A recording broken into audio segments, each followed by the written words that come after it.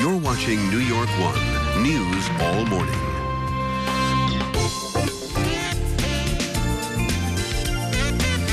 This is New York Living.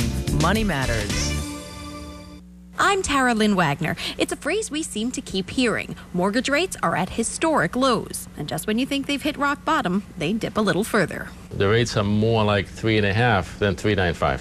The rates are really, really low. But unfortunately, not for everyone. In fact, Michael Moskowitz of Equity Now estimates that only 25 to 45% of borrowers get the best rate out there. Whether or not you're one of them depends on a number of things, or a number of numbers to be exact. The first is, of course, your credit score. In 98% of the cases, you need at least 620 or better. The good rates really start at least 660 score.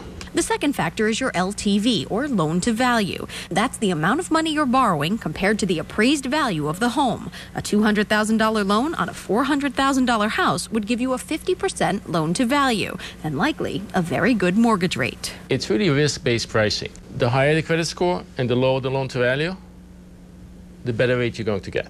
In addition to these stricter lending practices, Moskowitz says the other hurdle borrowers face is higher scrutiny.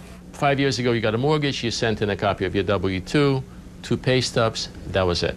Today, in every case, we get a copy of your tax return from the government. That means access to a lot more information, like deductions, unreimbursed business expenses, and other adjustments that reduce your gross income and could reduce your ability to borrow the amount you need. Moskowitz's advice? Being open and honest with your lender from day one will save everyone a lot of time and trouble. On the tax return, we're going to ask about everything. On the credit report, we're going to ask about everything.